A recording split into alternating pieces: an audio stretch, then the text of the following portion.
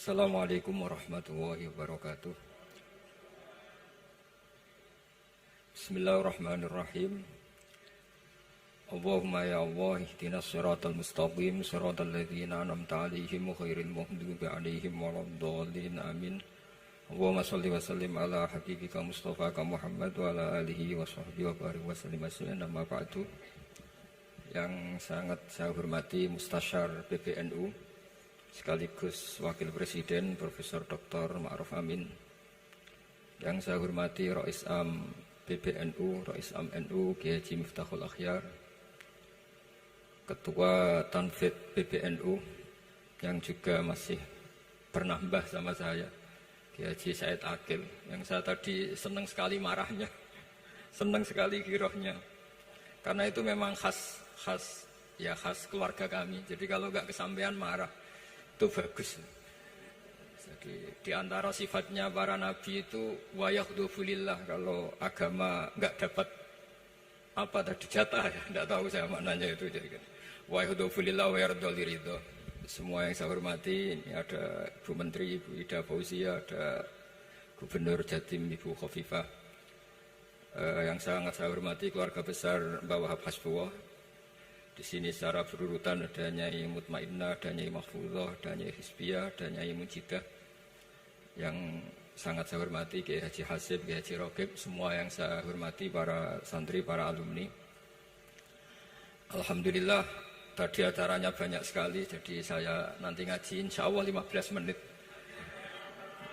Karena menurut saya solusi bangsa ini itu mudah sekali kalau mau niru Mbah Wahab. Saya kemarin ditilihi Gus Hasib, saya tidak bilang bertamu, karena kalau tamu itu seakan-akan saya yang jadi tujuan, tapi niliilah karena beliau orang sepuh. Kemudian beberapa hari dikasih paketan buku beliau tentang Mbah Wahab, buku dari beliau tentang Mbah Wahab. Tapi sebetulnya saya tahu banyak tentang Mbah Wahab tanpa buku itu, karena Mbah Maimun, guru saya, juga bapak saya, Kiai Haji Nur Salim sering cerita. Kiai Wahab itu pedagang, juga ulama, juga politikus, juga pahlawan. Kita sebetulnya melihat itu sederhana, hanya sederhana dalam pikiran ulama.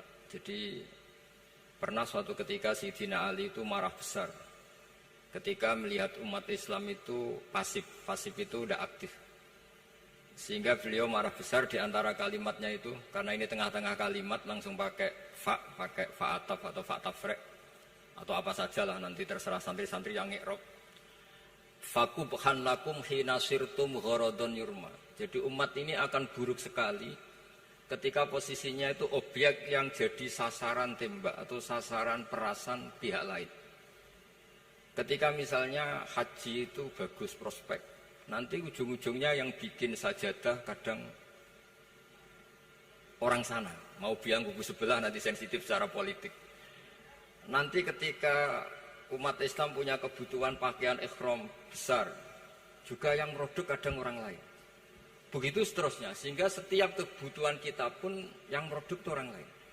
Sehingga Mbah Wahab berpikiran sampai impor mori, pas itu kain putih.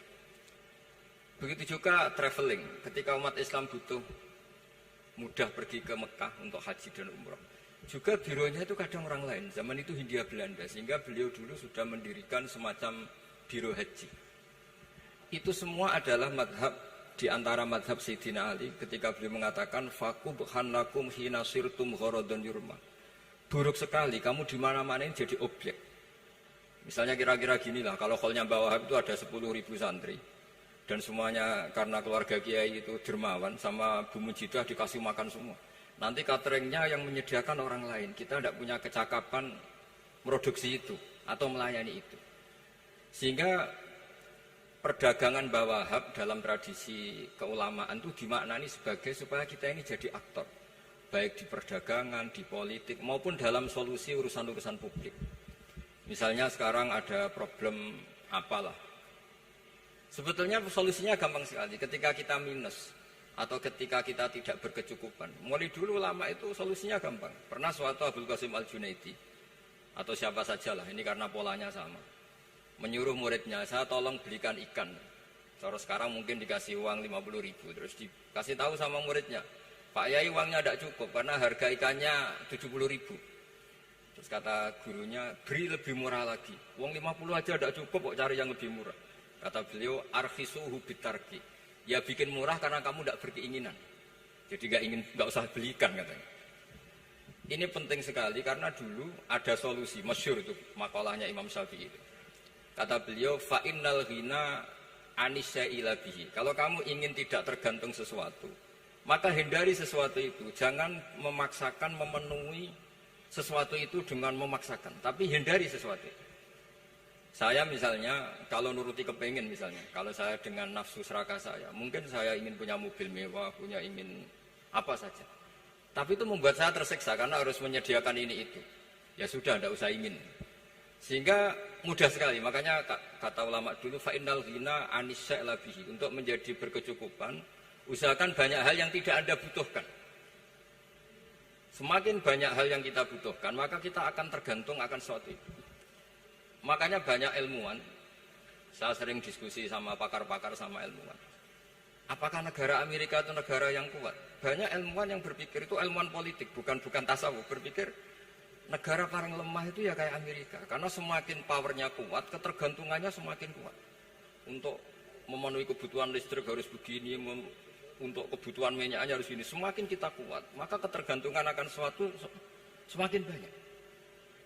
Jadi ibarat orang yang punya Alphard sama yang enggak kayak mana ya, kayak yang enggak karena kebutuhannya ada banyak. Artinya dalam kondisi krisis, ulama masih punya solusi yaitu al-ghina itu anisya'la bihi. Jadi usahakan ketercukupan itu karena menghindari kebutuhan-kebutuhan yang tidak primer, yang tidak prinsip. Bukan memaksakan semuanya terpenuhi. Karena kita ini ulama. Dulu ketika sebelum ada negara, belum ada TNI, itu ulama punya cara untuk melawan Belanda. Karena mereka terbiasa punya loyalis, punya muhibbin, punya ghirah, punya strategi. Sehingga Belanda itu kesulitan ngadep ulama. Apalagi mereka terus ke Mekah, ketemu komunitas internasional yang semuanya berfatwa bahwa penjajahan harus dilawan. Itu luar biasa. Belum ada negara, nggak ditopang negara, kemudian tetap bisa melakukan perlawanan. Coba kalau dulu ngelawan nunggu, wah saya mau ngelawan penjajah kalau saya diangkat jadi TNI, saya mau ngelawan kalau saya punya otoritas yang disahkan negara, itu ribet, negara belum terbentuk. Makanya ini saya tidak akan ngaji lama-lama, tapi saya akan cerita khas Mbah Wahab sesuai riwayat yang saya dapatkan dari guru-guru kami bahwa beliau tadi seperti yang dikatakan Pak Said membina dan menyebarkan NU kemana-mana tanpa uang proposal. Nggak kebayang saat itu proposal kepada siapa, negara sendiri masih susah. Lalu mau diajukan kemana? Terus yang mau tanda tangan itu ya siapa? Jadi yang saya tahu tadi, yang penting kita niru sesuai yang diidam-idamkan tadi Sayyidina Ali. Jangan sampai kalian itu menjadi gharadun yurma. Ada apa saja orang lain yang memikirkan labanya, kita yang jadi objek. Sehingga zaman itu kita terima kasih semua sama Mbah Hashim, sama Mbah Wahab. Karena ini zuriyatam ba'duha min ba'd. Kita tahu Mbah Wahab putra Mbah Hasbullah, punya ibu Nyai Fatimah, terus sampai Mbah Abdus Salam ya. Kemudian Mbak Hashim punya ibu Halimah, punya Abah lagi setelah Halimah itu Lainah ya. Terus Mbak Abdus Salam, jadi ini dzurriyyatan ba'duha min ba'd. Kalau dalam tulisan itu sampai Mbah Abdul Jabbar bin Ahmad bin Mbah Sambu. Memang Mbah Sambu punya beberapa saudara, diantaranya ada yang namanya Mbah Yusuf itu yang melahirkan keluarganya Mbah Ahmad Siddiq Jember, Mbah Siddiq Jember. Ada yang Abdul Halim yang melahirkan keluarga Lasem. Termasuk saya itu lewat jalur Mbah Abdul Halim. Jadi dzurriyyatan ba'duha min ba'd. Dulu semua orang zaman Rasulullah SAW itu dilatih jadi aktor, jadi subjek. Sehingga orang yang miskin pun ketika perang Tabuk, perang Dzatil Usrah, itu semua menyumbang. Ada yang menyumbang emas yang enggak terkira, yaitu Sayyidina Utsman. Ada yang cerita, ya Rasulullah saya tadi malam buruh dan punya beras hanya 2 kilo, yang 1 kilo saya sumbangkan jenengan, yang 1 kilo saya pakai untuk keluarga kami. Sekarang logikanya sederhana, kalau orang miskin 3.000, pas itu anggap saja pasukannya misalnya 3.000. 3.000 nyumbang beras 1 kilo, itu artinya terdapat 3.000 kilo beras. Artinya apa? Orang Islam yang miskin membiayai dirinya sendiri untuk makan. Dan mereka adalah aktor heroik. Tapi kalau misalnya ini orang-orang miskin ini tidak mau urun rembuk, kemudian menjadi beban negara, maka yang harusnya dipakai senjata, dipakai beli sembako. Dulu zaman Nabi meskipun orang itu miskin itu semuanya bersifat heroik. Sehingga perang Dzatul Usra itu perang paling dikenang Al-Quran. Nah, efek dari ingin memberi adalah tidak tamak. Makanya kalau dalam kitab tasawuf itu orang pikir itu gak dikritik. Yang dikritik orang tamak. Karena orang menvonis orang lain kikir itu pasti karena berkeinginan mendapat. Kalau tidak berkeinginan mendapat, maka orang lain tidak akan kamu vonis sebagai kikir. Andai kan kita semua ingin memberi sumbangan kepada Indonesia, maka kita tidak akan menvonis pemerintahan kita tidak becus ngurmat kita. Meskipun pemerintah tentu berkewajiban ngurmat orang-orang miskin itu tentu. Tapi andai kan semua orang miskin berpikir ingin menyumbang pemerintah, maka tidak akan menyalahkan pemerintah ketika faktanya nanti suatu saat atau kapan saja, semoga ini tidak terjadi, itu tidak mampu menyumbang. Karena masyarakat kepikirannya memberi, bukan mendapat. Ini solusi-solusi yang diajarkan Rasulullah SAW yang disebut al-yadul ulya khairum minal yadis sufla. Jadi bahwa posisi memberi jauh lebih baik ketimbang posisi menerima. Sehingga ketika Allah mensifati orang baik itu siapa? Allah mensifatinya sederhana. Wa mimma razaqnahum yunfikun. Orang yang kepinginannya itu yang memberi. Itu dulu zaman Nabi pas perang Khandaq, pas perang Tabuk, pas beberapa perang, itu orang yang paling miskin pun turun. Sampai orang-orang munafik mencibir, innallaha ta'ala la ghaniyun an shadaqati hadza. Allah tidak butuh sedekah hanya 1 kilo. Tapi coba efeknya dari sedekah 1 kilo itu tadi, misalnya orang miskin yang perang 3.000, itu semuanya memakan uangnya sendiri setidaknya enggak jadi beban negara. Terus mentalnya itu patriotik. Dari mental patriotik itu ketemu Belanda kayak apa, mereka bisa makan apa saja. Mulai ares gedang, mulai apa saja, yang penting halal. Karena mentalnya dari awal heroik. Tapi andekan mereka mentalnya tomak, mungkin sudah mati. Karena, wah nunggu negara ngasih makan, proposal dulu, sedang mati. Tapi orang dulu enggak, karena heroik, inginnya memberi sehingga bisa mendapatkan solusinya sendiri. Ini solusi yang saya tawarkan, sebetulnya ini Mudawwan, artinya Mudawwan itu ada di beberapa kitab, lihat di beberapa tafsir istilah perang Dzatul Usra, perang Tabuk atau perang apa saja itu memang zaman itu susah sekali. Itu menjadi solusi utama adalah setiap orang ingin bermental patriotik. Nah, kalau sudah orang bermental patriotik itu gampang, ukur apa saja itu gampang. Karena tadi dari 3.000 atau 1.000 atau apa saja pasukan, sampai ada yang urun tadi beras 1 kilo, tapi 1 kilo itu menjadi satu watak, satu karakter bahwa bangsa ini inginnya memberi sama negara, sehingga negara ini mudah merdeka.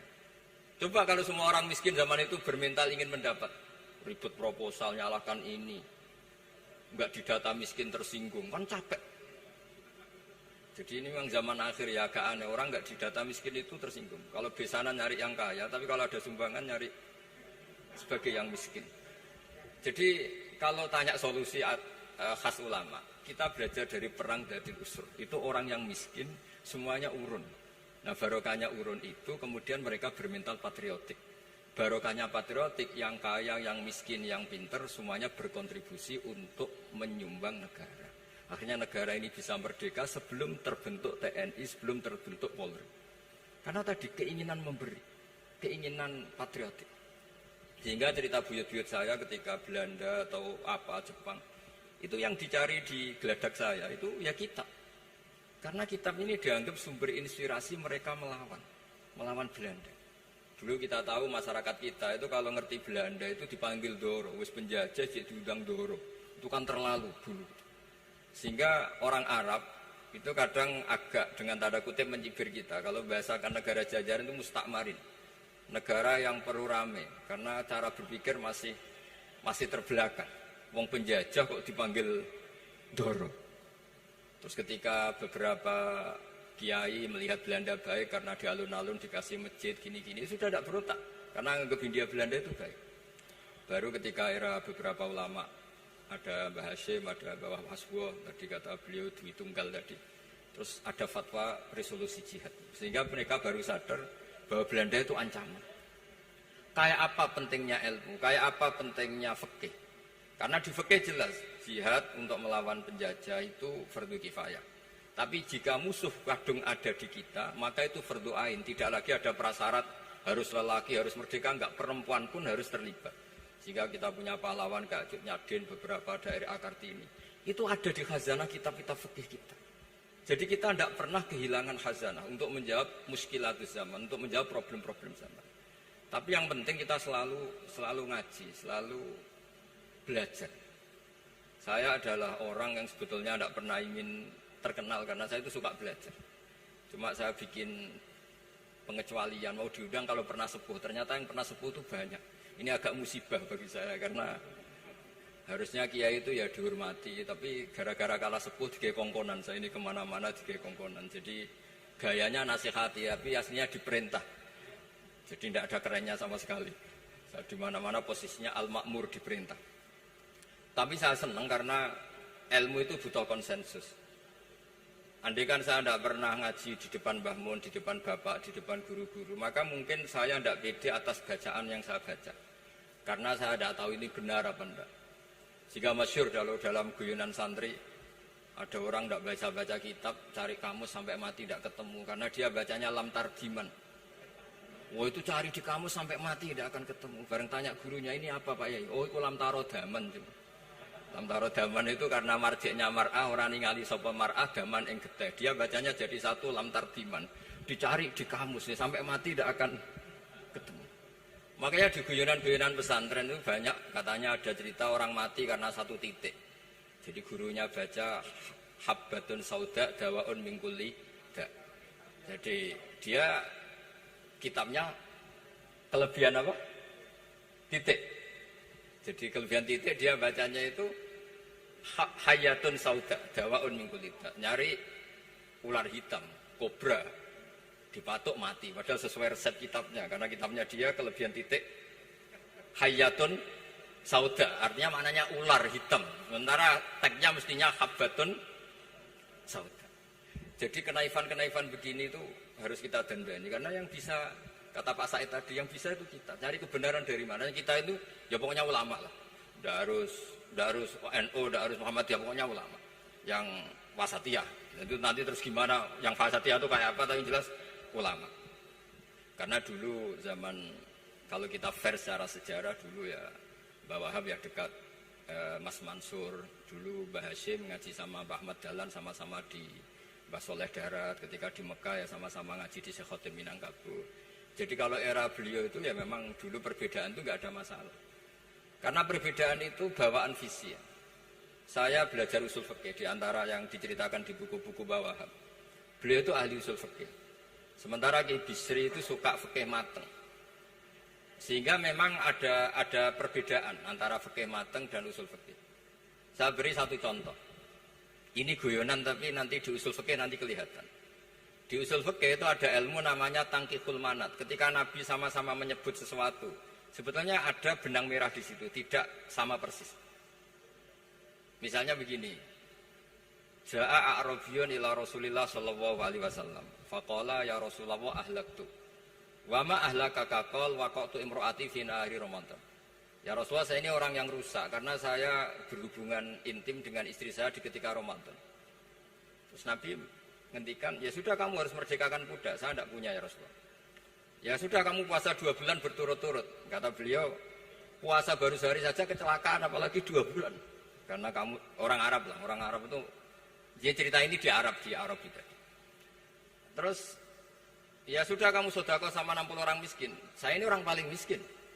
Susah kan menghadapi orang miskin seperti ini. Nah, pertanyaannya secara usul fikih. Menurut mazhab Syafi'i, sanksi berat itu hanya untuk yang berhubungan suami istri.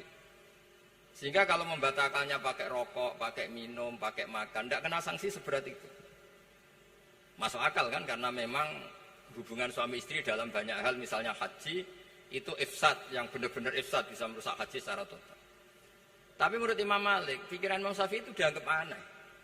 Loh ini hubungan suami istri itu statusnya mubah, sesuatu yang boleh. Maka semua hal yang boleh tapi merusak kehormatan Ramadan, maka ketentuannya sama. Yaitu misalnya nggak sakit, nggak apa, pagi-pagi nyate.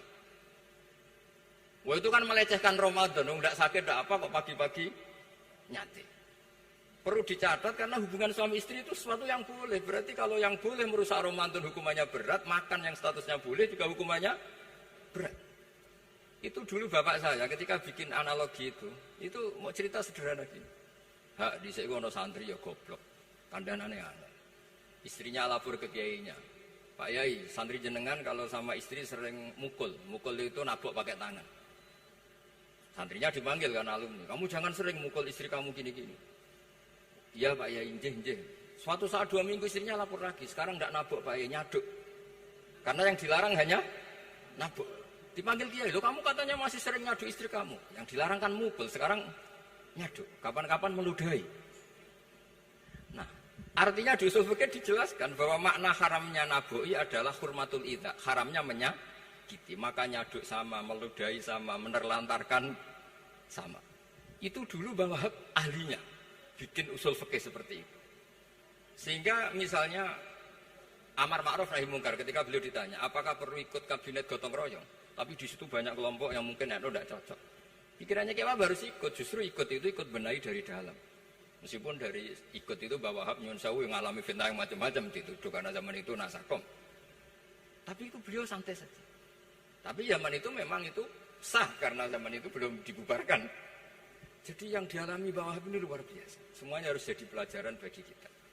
Makanya jangan pernah meninggalkan ilmu yang bernama usul fikih karena fikih yang mateng itu cara basa Jawa ini akan kehilangan stok teks. Misalnya Nabi sedekah pakai kurma atau pakai apa makanan pokok. Itu hadisnya itu kurma sama Imam Syafi'i digenti kutu ahli baladi, yaitu makanan pokok dari negara. Sehingga kita tidak bisa mentang-mentang Nabi sedekahnya pakai kurma terus kita orang miskin kita kasih kurma. Bisa linu tuh nih kalau makan kurma orang Indonesia itu. Karena yang penting itu kutu ahli balad bukan kurma. Bukan mentang-mentang Nabi sholat di Mekah Madinah, kalau ingin persis sunnah Rasul, sholatnya harus di Mekah Madinah. Kalau di Indonesia, Nabi tidak pernah sholat di Indonesia. Sunnah Rasul, sholatnya di Mekah Madinah. Bisa ada orang sholat kalau gitu. Jadi, ada ilmu yang namanya tangkihul manat. Yang harus ditiru itu sisi mana? Nah, dalam konteks Arabi tadi, terus kemudian ada dibuang. Ja'a Arabion, kata Arabi itu dibuang. Datang orang Bedui. Orang kota pun kalau punya kesalahan yang sama, hukumannya juga sama. Maka kata Arabi dibuang. Nah, menurut Imam Malik, kata jima hubungan suami istri juga dibuang, digenti membatalkan puasa dengan apa saja yang tanpa uzur syarat. Jadi ini kealiman kiai-kiai Indonesia dulu itu, misalnya kentong, dulu meskipun ada yang bilang bid'ah, kentong itu bid'ah karena mirip orang Nasrani. Orang Nasrani itu bentuk kentongnya di kelenteng itu tidak seperti kentong kita. Adat Indonesia kalau pos kampleng ada maling, ada banjir pakai kentong. Jadi adatnya memanggil tuh pakai kentong. Makanya kiai-kiai dulu, ini mirip orang Nasrani, enggak mirip pos kampleng katanya. Padahal jelas menurut hadis sahih jelas ketika ada sahabat usul ya Rasulullah bikin kentong, wah jangan nakus itu nanti kayak Nasrani. Bikin buk itu trompet, jangan nanti mirip orang Yahudi. Ya dengan api ya Rasulullah, jangan nanti mirip Majusi. Datang sahabat tergesa-gesa, beliau mimpi kalau diajarin azan. Azan itu maknanya al-ilam, memberi maklumat waktu sholat. Akhirnya ada azan. Kemudian ulama Indonesia dulu Mbah Hashim sama Kiai Fakih Mas Kemambang, yang satu anti kentong, yang satu pro kentong.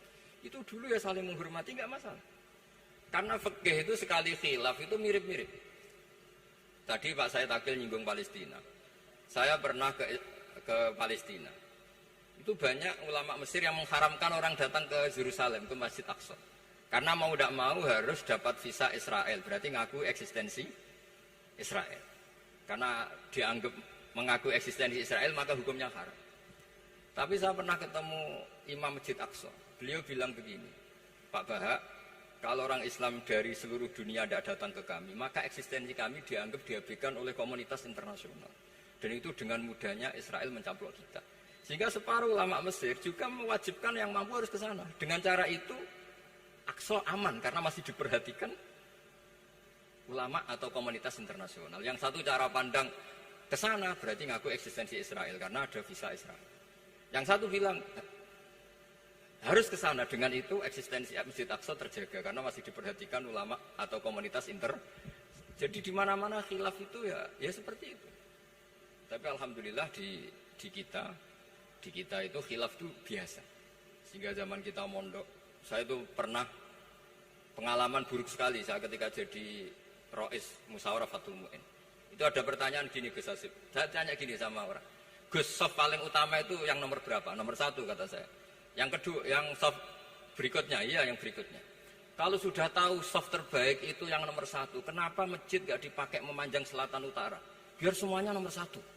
Selagi masjid itu memanjang barat timur, pasti ada soft 1, 2, 3. Itu kan kurang ajar betul. Jadi supaya orang soft 1 semua ya tinggal desain masjidnya, yaitu memanjang utara selatan. Selagi masih memanjang barat timur, pasti soft 2, 3. Terus saya kebalik tanya. Lalu setelah begitu yang paling abdul siapa? Yang sisi kanannya imam. Ya sudah imamnya dipojokkan pol selatan, biar semuanya dari pol kanan. Nanti ada masalah lagi, yang paling abdul siapa? Yang paling dekat imam. Wis kono kerubuti imam kan gitu. Jadi kalau nuruti fikih itu ya memang ilmu logika. Sehingga banyak orang jadi wali itu dari hasil ijtihadnya. Ada orang jadi wali karena sering sholat di shaf awal. Tapi ada wali pesaingnya justru jadi wali karena kalau sholat di belakang. Tapi tetap wali. Suatu saat dua wali ini ketemu. Loh, kamu kok wali? Padahal kalau sholat paling belakang. Saya tuh malu sama Allah. Kok kayak sok suci ya kok ngarep gitu. Jadi wali karena adab bukan karena malas loh. Saya itu gak pede. Saya saja kok sholat di depan. Maksudnya kok kepedean itu. Tapi tentu rasanya tetap baik yang di depan. Ini saya bukan bela yang. Kenapa saya cerita bela yang belakang? Karena yang bela jarang gitu. Makanya saya. Dan kebetulan saya kalau sholat ya sering di soft belakang. Tapi ini saya cerita betapa logika fikih itu khazanahnya banyak dan luas. Dan kita bicara usul fikih itu biasa. Kita belajar sama beberapa ulama. Saya berkali-kali cerita di mana-mana. Muhammad bin Hasan Asyibani itu mewajibkan ulama kaya. Dan beliau kalau ngitung duit itu di kamar tamu, di ruang tamu. Sehingga santri ora kepikiran nyalami template. Kan cara wong Jawa kan meliting ngitung duit kok di ruang tamu. Tapi ternyata alasannya beliau masuk akal. Ben santri ku roh nak kiye di duit. Jadi ra perlu kepikiran nyumbang gula. Ya masuk akal. Tapi yang nyimpen duit ya masuk akal, wong duit kok dipamer-pamerno. Tapi yang pamer nggih monggo nak niate ben wong liya ndak perlu berempati, ndak perlu sakit. Jika nggak perlu didata dapat BLT, mergo duit tidak kok. Ya, itu semuanya istihad. Assalamualaikum warahmatullahi wabarakatuh.